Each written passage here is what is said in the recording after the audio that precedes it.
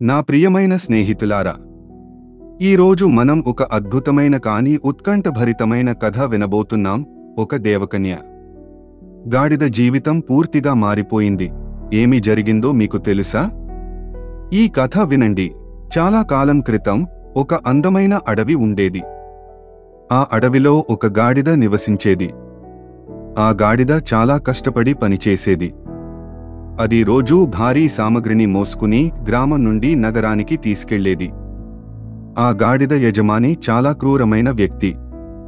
అతను గాడిదను కొట్టేవాడు, తక్కువ ఆహారం ఇచ్చేవాడు మరియు ఎక్కువ బరువు మోయించేవాడు. గాడిద చాలా బాధపడుతూ ఉండేది, కాని అది ఏమీ చేయలేకపోయేది. ఒకరోజు గాడిద చాలా అలసిపోయి దారి మధ్యలో పడిపోయింది. దాని యజమాని కోపంగా దాన్ని కొట్టడం మొదలుపెట్టాడు. కానీ గాడిద లేవలేకపోయింది. చివరికి కోపంతో యజమాని గాడిదను అక్కడే వదిలేసి వెళ్ళిపోయాడు. ఆకాశం నుండి ఒక దేవకన్య ఈ దృశ్యం చూస్తోంది. ఆమె దయాళు హృదయం కలిగిన దేవత. ఆమె గాడిద బాధను చూసి చాలా బాధపడింది. దేవకన్య భూమిపైకి దిగి వచ్చింది. ఆమె గాడిద దగ్గరకు వచ్చి తన చేతిని దాని తలపై ఉంచింది. వెంటనే ఒక దివ్యమైన కాంతి గాడిద చుట్టూ వ్యాపించింది. దాని గాయాలు మానిపోయాయి, అలసట తొలగిపోయింది. గాడిద కళ్ళు తెరిచి చూస్తే ఒక అందమైన దేవకన్య తన ముందు నిలబడి ఉంది. ఆమె ప్రకాశవంతమైన వస్త్రాలు ధరించి వెన్నెల వంటి కాంతిని వెదజల్లుతోంది. భయపడకు, దేవకన్య మృదువుగా అన్నది. నేను నీకు సహాయం చేయడానికి వచ్చాను. నీ కష్టాలు చూసి నా హృదయం కరిగిపోయింది. దేవకన్య గాడిదతో అన్నది, నేను నిన్ను ఒక ప్రత్యేకమైన స్థలానికి తీసుకెళ్తాను.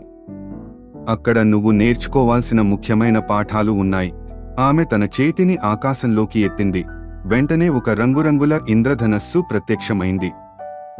దేవకన్య మరియు గాడిద ఆ ఇంద్రధనస్సుపై నడవడం ప్రారంభించారు.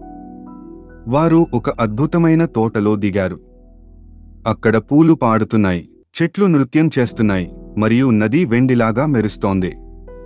గాడిద ఇంతకు మునుపు ఇలాంటి అందాన్ని చూడలేదు. ఇది దివ్య లోకం, దేవకన్య వివరించింది.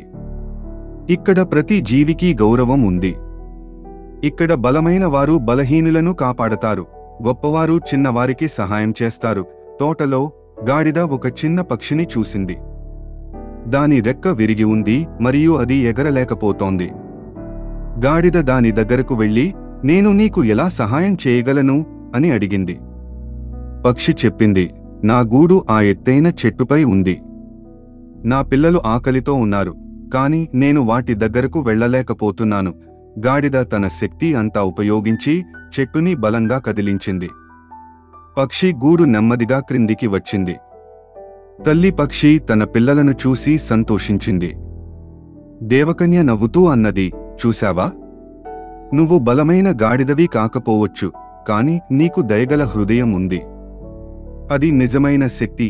తర్వాత వారు ఒక కుందేలును కలుసుకున్నారు. కుందేలు చాలా వేగంగా పరిగెత్తుతూ అన్నది, నేను చాలా వేగంగా పరిగెత్తగలను. నేను అందరికంటే గొప్పవాడిని. గాడిద నెమ్మదిగా నడుస్తూ చెప్పింది, వేగం ముఖ్యం, కానీ గమ్యం చేరుకోవడం మరింత ముఖ్యం. కుందేలు నవ్వుతూ అన్నది, పోటీ పెడదాం. ఆ కొండ శిఖరం వరకు ఎవరు మొదట చేరుకుంటారో చూద్దాం. పోటీ మొదలైంది.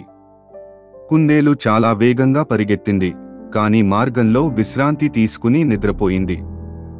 గాడిద నెమ్మదిగా కానీ స్థిరంగా నడుస్తూ కొండ శిఖరాన్ని చేరుకుంది. దేవకన్య చెప్పింది, ఓర్పు మరియు నిశ్చయత వేగం కంటే విలువైనవి. నువ్వు ఎక్కువ శీఘ్రంగా ఉండకపోవచ్చు, కాని నువ్వు ఎప్పుడూ ప్రయత్నం మానేయవు. ఒక అందమైన సరస్సు దగ్గర గాడిద నీటిలో తన ప్రతిబింబం చూసింది. అది చాలా బాధపడింది. నేను కేవలం ఒక గాడిదను మాత్రమే. నేను అందంగా లేను, నేను బలవంతురాలను కాదు, నేను తెలివైన దాన్ని కాదు. దేవకన్య దాని పక్కన కూర్చుని అన్నది, నీటిలో మరోసారి చూడు. కాని ఈసారి నీ హృదయంతో చూడు. గాడిద మళ్లీ చూసింది. ఈసారి అది వేరే విషయాన్ని చూసింది. అది ఒక విశ్వాసపాత్రురాలు, కష్టపడి పనిచేసే మరియు దయగల జీవిని చూసింది. అది తన లోపల ఉన్న కాంతిని చూసింది. ప్రతి జీవికి తన ప్రత్యేకత ఉంది, దేవకన్య చెప్పింది. నువ్వు గుర్రం కాకపోవచ్చు, కానీ నువ్వు గాడిదవు. అది చాలు. నీవు విలువైన దానివి. నువ్వు ఎలా ఉన్నా. వారి యాత్రలో గాడిద తన పాత యజమానిని చూసింది. యజమాని ఒక గొయ్యిలో పడి సహాయం కోసం మొరపెడుతున్నాడు. గాడిద హృదయంలో కోపం మరియు ద్వేషం మొదలైంది. అతను నన్ను చాలా బాధ పెట్టాడు, గాడిద అనుకుంది. నేను ఎందుకు అతనికి సహాయం చేయాలి? దేవకన్య మెల్లగా చెప్పింది. క్షమాపణ నీకోసం, అతని కోసం కాదు. ద్వేషం నీ హృదయాన్ని భారీ రాయిలా చేస్తుంది. క్షమాపణ నిన్ను స్వేచ్ఛగా చేస్తుంది. గాడిద ఆలోచించింది. తర్వాత అది గొయ్యి దగ్గరకు వెళ్లి తన తలను క్రిందికి వంచింది. యజమాని దానిని పట్టుకుని బయటకు వచ్చాడు. యజమాని కళ్లలో నీళ్లతో చెప్పాడు, క్షమించు. నేను చాలా క్రూరంగా ఉన్నాను. నువ్వు నాకు సహాయం చేశావు. నేను నిన్ను బాధపెట్టినప్పటికీ. గాడిద తన హృదయంలో తేలిక అనుభూతి చెందింది. ద్వేషం యొక్క బరువు తొలగిపోయింది. దేవకన్య చెప్పింది, నువ్వు నీ పాఠాలు నేర్చుకున్నావు. ఇప్పుడు తిరిగి వెళ్లే సమయం వచ్చింది. కాని నేను తిరిగి అదే కష్టాల జీవితానికి వెళ్ళాలా? గాడిద అడిగింది. కాదు, దేవకన్య నవ్వింది. నువ్వు మారిపోయావు, కాబట్టి నీ జీవితం కూడా మారుతుంది. నువ్వు నేర్చుకున్నవి నీతో ఉంటాయి. దేవకన్య గాడిదకు ఒక ప్రత్యేకమైన బహుమతి ఇచ్చింది, మానవ భాష మాట్లాడే శక్తి. ఈ బహుమతిని వివేకంతో ఉపయోగించు, ఆమె చెప్పింది. నీవు నేర్చుకున్న పాఠాలను ఇతరులకు బోధించు.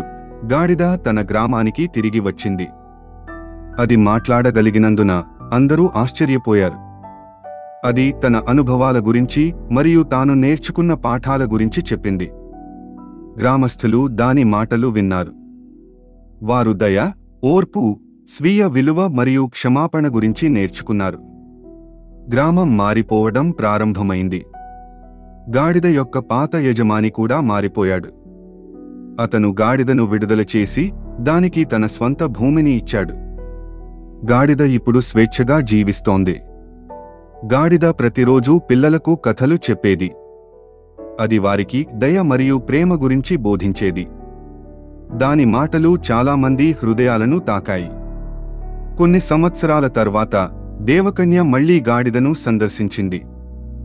ఆమె అది సృష్టించిన మార్పులను చూసి సంతోషించింది. నువ్వు బాగా చేశావు, ఆమె చెప్పింది. నువ్వు నేర్చుకున్న పాఠాలను అనేక మందికి అందించావు. గాడిద కృతజ్ఞతతో చెప్పింది, ధన్యవాదాలు దేవకన్య. నువ్వు నాకు నా అసలు విలువను చూపించావు. ప్రతి జీవి ప్రత్యేకమైనదని, ప్రతి ఒక్కరూ గౌరవానికి అర్హులని నేను ఇప్పుడు అర్థం చేసుకున్నాను. దేవకన్య నవ్వుతూ అదృశ్యమైంది. కాని ఆమె బోధనలు ఎప్పటికీ గ్రామంలో మిగిలాయి. గాడిద చాలా సంవత్సరాలు జీవించింది, మరియు అది చనిపోయే ముందు దాని చివరి మాటలు, ప్రేమ మరియు దయతో జీవించండి. అప్పుడు మీరు నిజంగా స్వేచ్ఛగా ఉంటారు. ఈ రోజు కూడా ఆ గ్రామంలో గాడిద యొక్క కథ చెప్పబడుతుంది. పిల్లలు దాని నుండి నేర్చుకుంటారు, మరియు దాని సందేశం తరతరాలకు ప్రసారం అవుతూ ఉంటుంది. కథ యొక్క నైతిక పాఠాలు. 1. దయ. బలహీనులకు సహాయం చేయడం నిజమైన శక్తి. 2.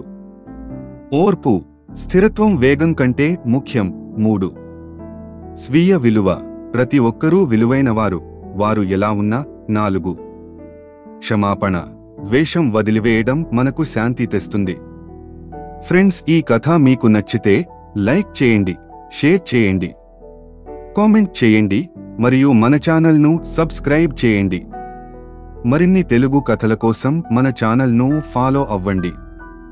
Thank you very much.